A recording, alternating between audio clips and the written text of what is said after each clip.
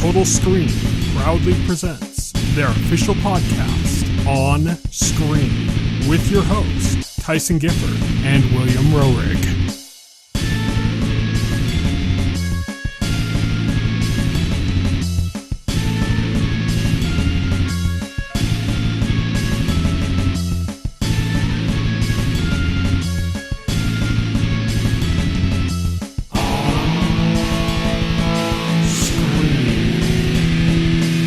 Hello, everybody, and welcome to On Screen, the official podcast of the Total Screen. My name is Tyson. My name is Will. And today we are going to be talking about The Punisher, One Last Kill, the latest Marvel special presentation following such wonderful things as the Guardians of the Galaxy Christmas special and Werewolf by Night. But before that, we've also got our On the Horizon segment where we talk about what's coming up in the next week. We got our On Beat segment where we've got 3 news stories and 2 trailers to go over. But let's get started with our On the Horizon segment.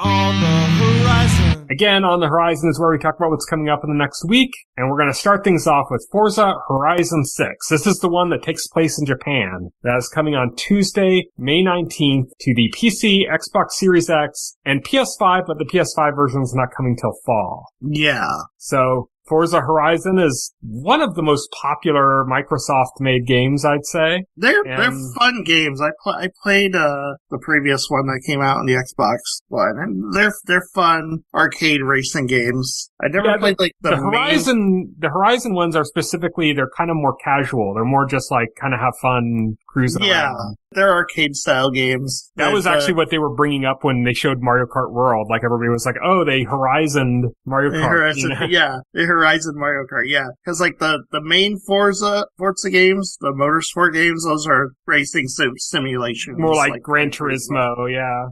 The Horizon games are supposed to be fun, and this one takes place in Japan, which is like a cool setting. Yep. I think it's mostly taking place in Tokyo, but they took some liberties. I think they have you ever seen that there's this like one passway in Japan where it's got walls made of snow that are like 30 feet tall? Oh, really? No, it just looks absolutely insane. And like, I think I saw like a clip of that for this game. So like they kind of, it's supposed to be Tokyo, but they kind of like drew inspirations from all sorts of places in Japan.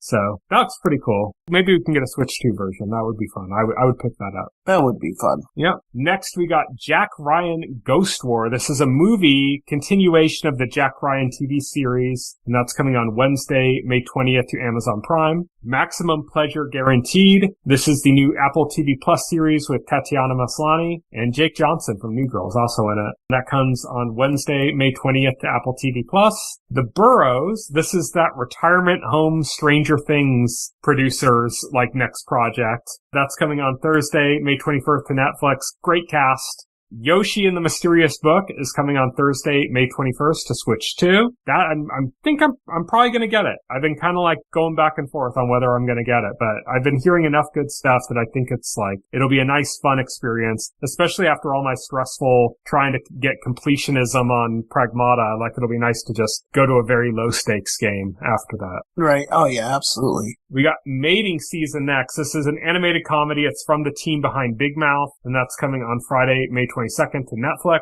Then we've got Lego Batman Legacy of the Dark Knight. That's coming on Friday, May 22nd to PC, PS5, Xbox Series X, and eventually to Switch 2, but not on the 22nd. It's somewhere down the line. It has like a tentative 2026 date for the Switch 2 version. Star Wars The Mandalorian and Grogu hits theaters on Friday, May 22nd. That's I'm going to check that out. I have a movie subscription, so it's like, I don't know if I would have gone otherwise, but it's one of those things where it's like, I got a movie subscription, I'll check it out. Even if it sucks, it's like, at least it got me out of the house. Right. But that's it for our On the Horizon segment, and now we're going to move on to On Beat.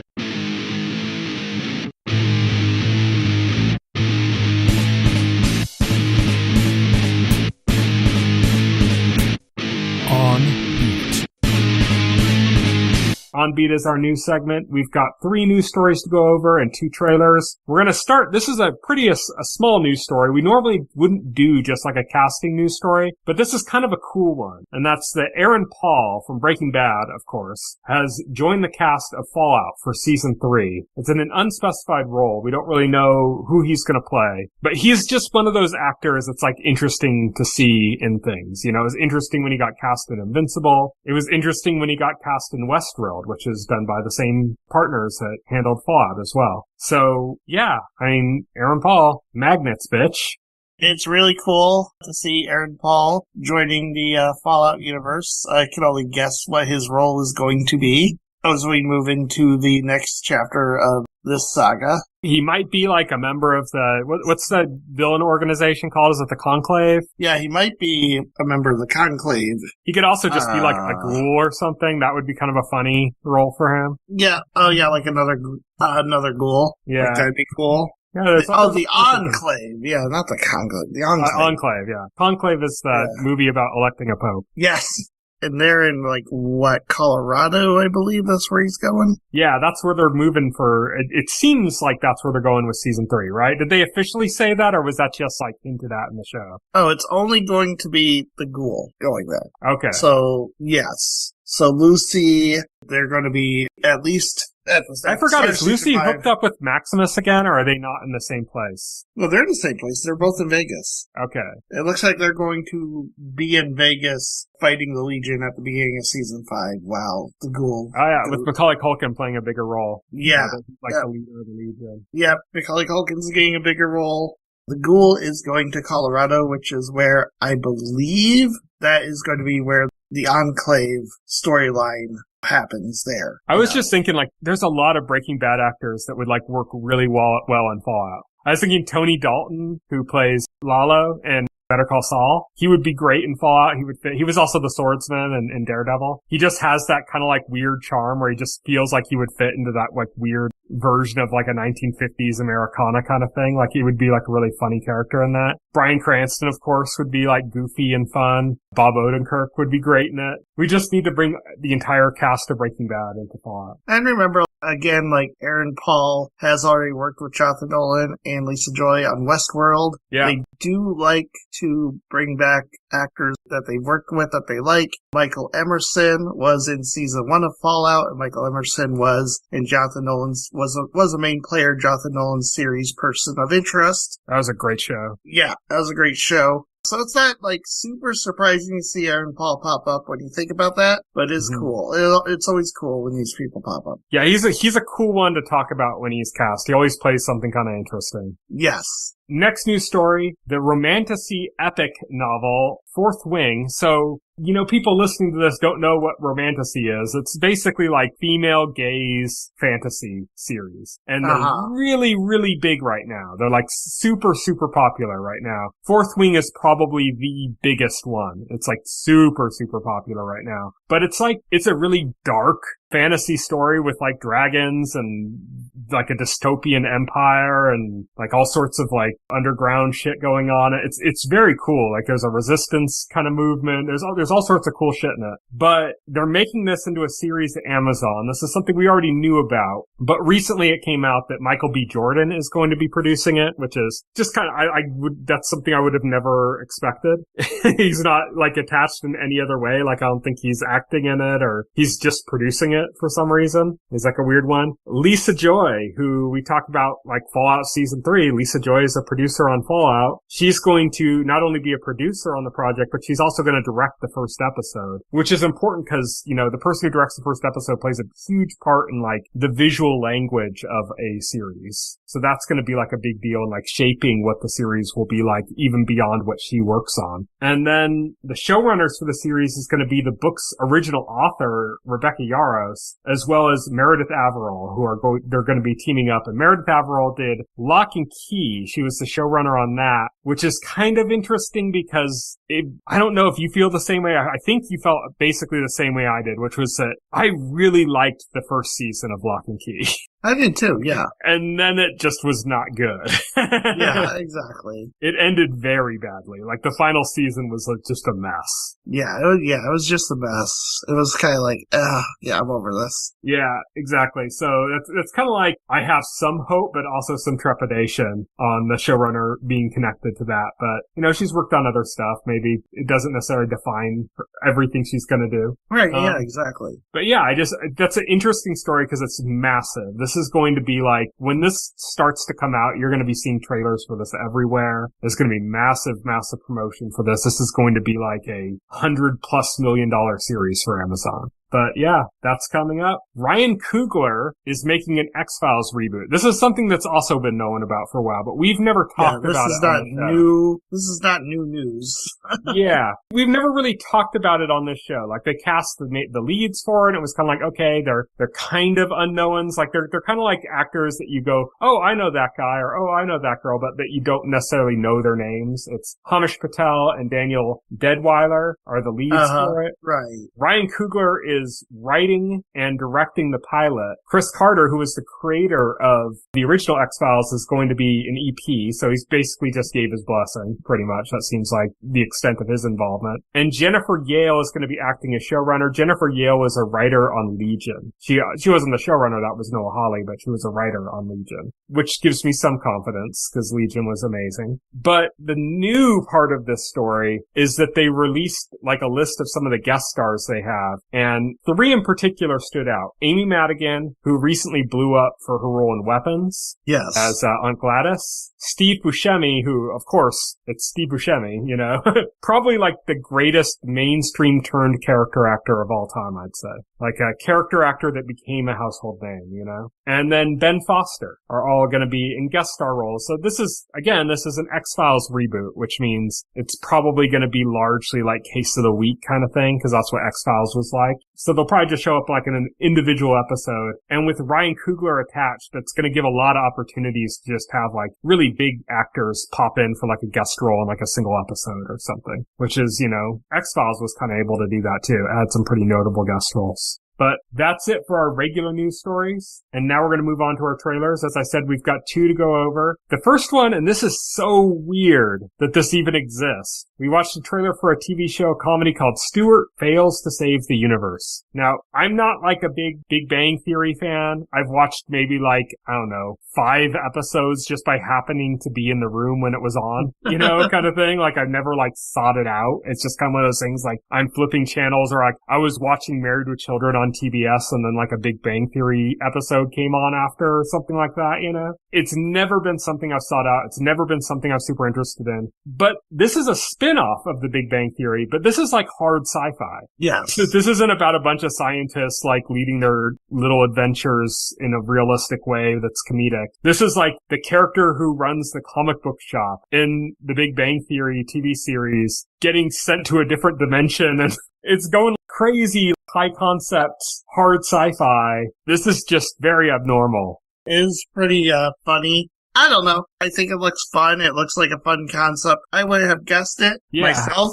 It's kind of cool that they're doing this, because they've already done like 2 spin-offs of the Big Bang Theory now, and as far as I'm aware, they've been pretty like typical sitcoms in that same like realm as the Big Bang Theory. This is taking like a different approach to doing, and I think like after they've already done 2 other spin-offs, to do a third, I think like it makes sense to just go completely like left field with it, to just make it something completely different, you know, because like how many times can you do a spin-off of a character that's just like another sitcom? Yeah, because they did that like Young Sheldon, and then they did like a spin-off of Young Sheldon, didn't they? Yes.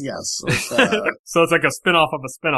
Yes. This is going back to the original well, but in a very different direction, because both Young Sheldon and the other spin-off they did of that were kind of like family sitcoms. But I will offer you this. This is weird, but then there is a sitcom that started off as a realistic family sitcom and ended its run with like science fiction hijinks. What sitcom are you talking about? Family Matters. Family Matters. It started out as a family sitcom, That is true. Like they kind of got carried away on that one. Yeah, then they brought in Urkel, and then towards the end of the run, he was doing stuff like making time machines and robots and evil clones Putting himself into two people, yeah.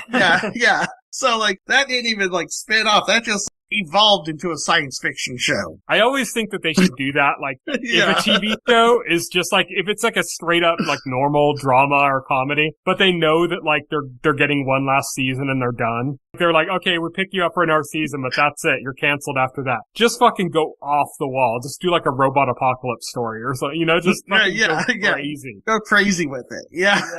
Why not, Yeah, because why not? I mean, and this sounds like that's what they're going crazy with it, because why not? And because it's a fun idea, and it allows them to do this kind of concept that gives them unlimited freedom within a comedy context. So that means unlimited jokes. There's a lot of potential here for this. And I think I'm more inclined to check this out than the other shows because this actually looks fun and has a fun premise. Yeah, plus bonus points for Brian Posehn. Yes, exactly. Bonus points for Brian Posehn. Yeah. And then the last trailer we got this week is Wildwood, which is the new stop-motion animation movie from Laika. Laika is the team that did Coraline and Paranorman. They recently did Kubo and the Two Strings. I haven't watched that one, so I don't have too much to say about that, but Coraline and Paranorman were both excellent. This, though, looks like a whole other level. This looks amazing in this trailer. Animation style looks incredible. Oh, yeah.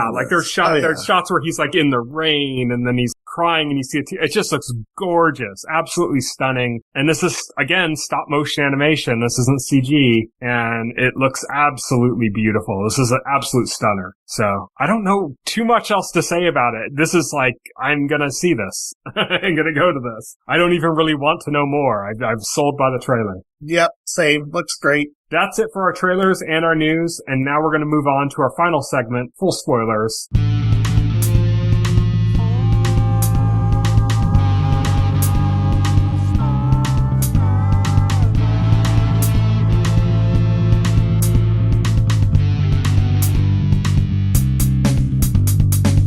This week on Full Spoilers, we are talking about The Punisher, One Last Kill. This is Marvel's latest special presentation. Like I've mentioned before, they did Werewolf by Night and they did the Guardians of the Galaxy Christmas special. That's it, right? It's just those two? Yeah, it's just those two so far. Yeah, we've talked about it before. They should do this a lot more. They should do this a lot more. Yeah, there's so many characters that they've tried to turn into a TV series. It's why didn't you just do a special? Echo, they should have just done a special. Ironheart, they should have just done a special. There's so many ones where it's why did you try to turn this into a big thing? I think the specials are a good idea for piloting ideas before committing to making them full series. That's true as well. See how they do. Yeah. This feels like a pilot for a potential Punisher ongoing series. Yeah, I feel like we should have more of these in general, because we've only had 3 and all of them have been good. Yes. The Werewolf by Night was excellent. I want to see more of those characters. I want to see more Werewolf by Night. I want to see more of that.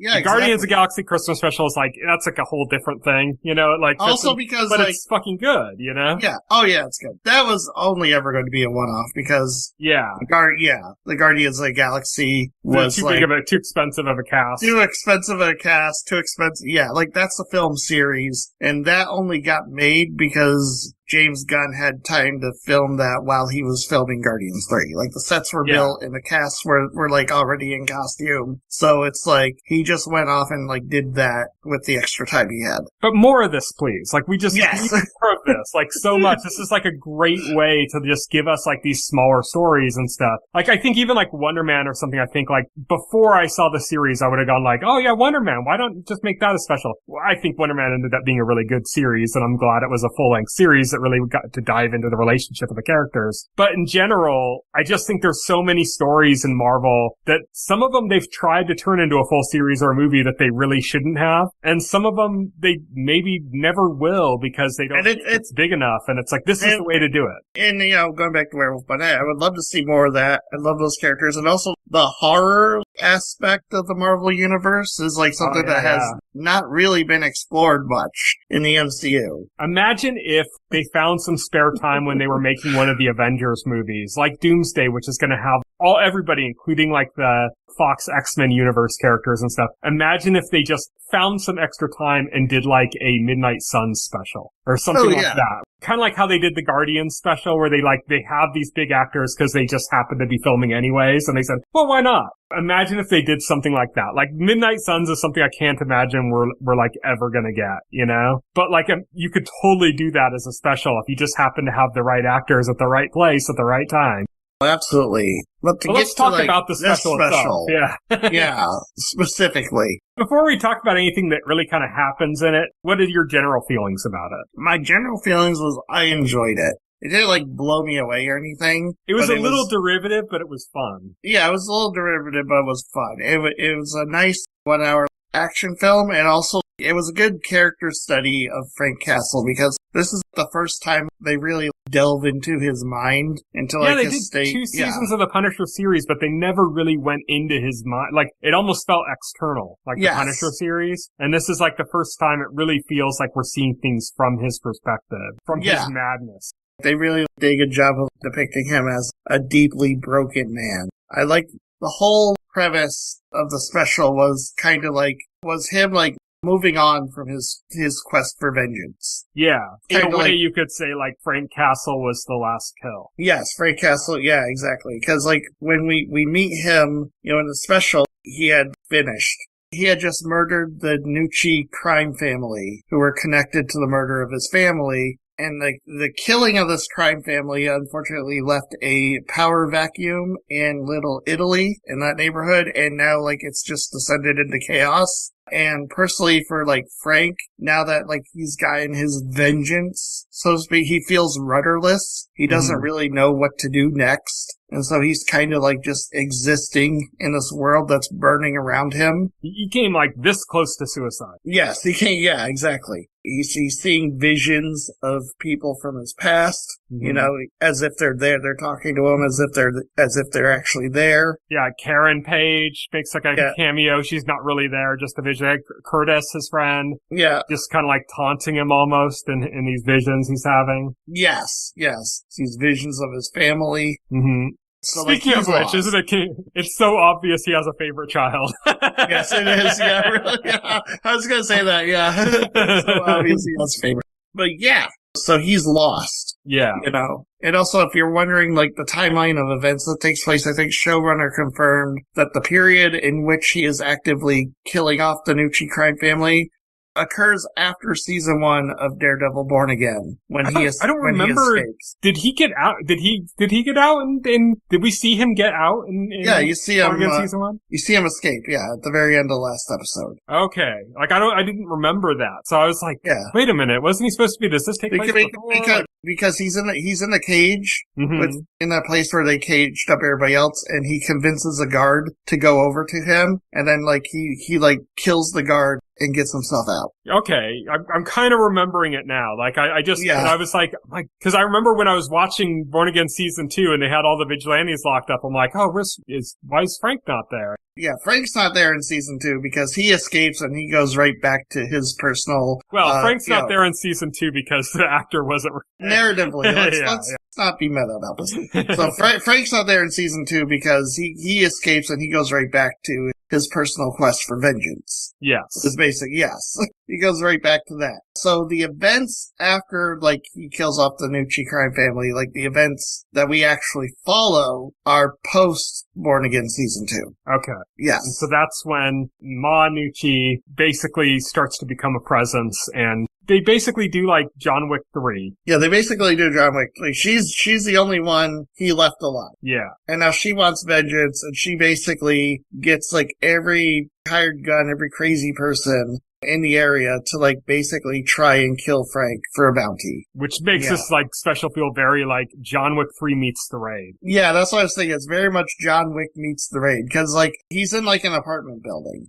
a high rise. And so and all the action takes place pretty much on that apartment building. And then it's just like 30 or something minutes of him just like killing people in this apartment building. Pretty much. Like they set up like a villain with Manucci, and then they like never really give any closure to that, like at all. Oh, they don't, but they don't need to. So, well, yeah, I don't mean like definitive closure, but usually, even if they're going to have that character carry on, they give some form of closure. They give like none. So here's very like an experience. This is like a moment. Here's the thing with that. So that scene at the end when he sees her and she's getting away, he has to make a choice because this family is being attacked and she's getting away, and that kind of symbolizes that switch that happens in Frank's head where like he gives up his quest for vengeance in favor of like coming to the aid of these helpless people, saving them. Yeah, it is kind of strange though. It's like, this makes it feel like this very much like this moment in time rather than like a complete story. The Frank that we meet at the beginning of the special wouldn't have done. Yeah. Yeah, and that's the whole point of what the special is trying to say about Frank, his evolution, that he has, at the end there, he finally lets go. Mm-hmm. And now he's basically like helping other people. He's still a brutal killer. He doesn't give up doing that, but yeah. This was, like I said, when I said that the movie is a little derivative, like it does very much feel like, okay, we're just gonna hit the same beats as The Raid, you know? Yeah. And the same beats as, what was the third drama called? Parabellum? Yeah, You're gonna hit the same notes as Parabellum, you know? And normally I'd kind of see that as like a down for the thing, but because this is like a special, because this is like this one-off, and because of structurally how this feels, like I said, just like a moment, rather than like a complete story, you know? Also, this is like the most Punisher thing Marvel has released. I saw somebody say that it feels like a one-off comic. Yeah, I heard that. It's the most Punisher thing they released. Like, this is also the most bloody and violent thing Marvel Studios has ever released. You thought, like, Netflix Daredevil was violent. Like, well, this is way Punisher worse. Netflix was really bad, too. Punisher Netflix was I don't mean bad. I mean, like, bad in the sense of, like, very bloody, you know? It wasn't as bloody as this. I don't know, man. Remember him, like, rubbing his friend's face on the broken glass and shit? Yeah, I remember that, yeah. I didn't say, like, it didn't get gnarly. The creation of Jigsaw, you know? This was pretty gnarly. Like, at the end there, like, he's stabbing a guy to death with a pen. That was pretty brutal because he was specifically targeting arteries. Like, he wasn't... Yeah. He just, like, dissected the guy just by going after all his arteries. And it wasn't like he just stabbed him in one place over and over. He's like, okay, here's an artery, here's another one, here's another one. Just started stabbing them all. Yeah. Oh my god, brutal. Yeah. Oof. I don't know if I think it's more brutal than the Punisher TV series, because that was also extremely brutal. But this is definitely way more brutal than anything not done Disney by Plus. Netflix from Marvel. Yeah, not done by, anything on Disney Plus. Yeah. I mean, I'd say it's more brutal than even the other Marvel stuff that's kind of been a little bit separate. This is more brutal than anything from Deadpool. This is more brutal than Logan. This is more brutal than I think anything I've seen from Marvel, except perhaps the Punisher TV series from Netflix. So they kind of nailed that at least. No, absolutely. I do feel like maybe this is testing the waters for a new Punisher series. I don't know. It could just end up being a one-off, it's fine. I enjoyed it. Like I said, it wasn't like amazing or anything. It wasn't like, oh my god, but as like a standalone that's like just focused on Frank Castle and character study, I thought it was pretty solid. It had everything like you would want in a Punisher show, so. I think there's one other thing I kind of want to bring up, and that is the technical issue that happened with this. Which, thankfully this did not affect. I was watching with headphones, so I didn't know about it until like I watched it, and then people started telling me about it. It was pretty bad. I was watching it. I was trying to watch it last night. Apparently they're fixing it. They released the statement. I was started watching it last night, and I'm like, is this like intentional? Like I'm like, are they doing this really long intro where it's kind of everything's muffled because they're supposed to be in Frank's headspace, and you know everything's kind of muffled to him in this moment. Everything's and muffled in Frank's head. The show kind of is like that. Yeah. So I was kind of confused, and then they start bringing in other characters are talking. I'm like, I can't understand a fucking word anyone's saying. And I put on subtitles, and then I said, you know what? I just want to check. And so I checked the other audio feeds. So I switched it to like German, I switched it to Spanish, and I switched it to other languages. No issue. It was like like perfectly clear. I even switched it to English with descriptive audio. That's like where it's for people that are like blind, where it'll have like the dialogue, but then a character walks into a room and you hear a voice say, "The Punisher walks into a room. He is heavily armed," or something like that. You know, like it has this added thing like that so that if you're visually impaired, you can still watch it. And I put it on that because I'm like, well, that's going to use the same English track, but it's going to have that additional stuff. And that was clear. It was like perfectly fine in that descriptive audio form. But then all the descriptive audio stuff started coming up and I'm like, I don't want to watch this like this. I don't want to watch this whole thing being narrated. That's kind of like, yeah, that's too much. Like, I don't really want to watch that.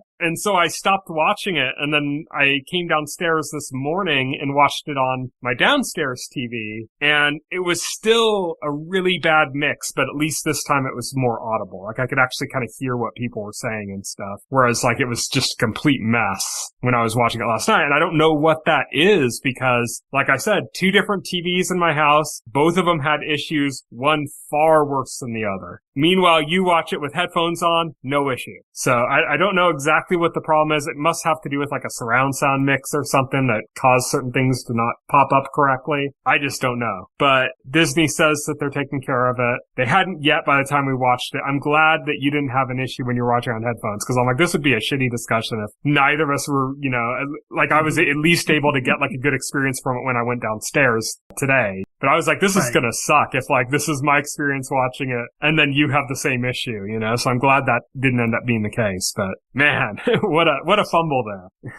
Oh yeah, absolutely. So hopefully, like, by the time you hear this podcast, it's fixed. Yeah, I mean, it seems like a simple fix because, like I said, the descriptive audio track, which is basically the regular English track with added narration, was fine. Like, it was completely mixed perfectly fine. Everything was loud and audible. It was perfect. So I think they gotta fix that soon, hopefully. But that was kind of like the last thing I wanted to bring up, just because it's part of the experience, I guess. So that's it for this week's podcast. And next week, we are going to be talking about The Boys. We're going to be talking about the end of The Boys, the final season, in its entirety, in full spoilers. So stay tuned for that. Until then, you can follow me on Twitter and Blue Sky. I'm at Tyson Gifford. You can follow Will on those platforms. He is at VoxelHero. You can check out our website, thetotaliscreen.blogspot.com. If you go to our website and open up a container story for our podcast or any of our podcast episodes, scroll down to the bottom paragraph. You'll find links to our SoundCloud page, our RSS feed,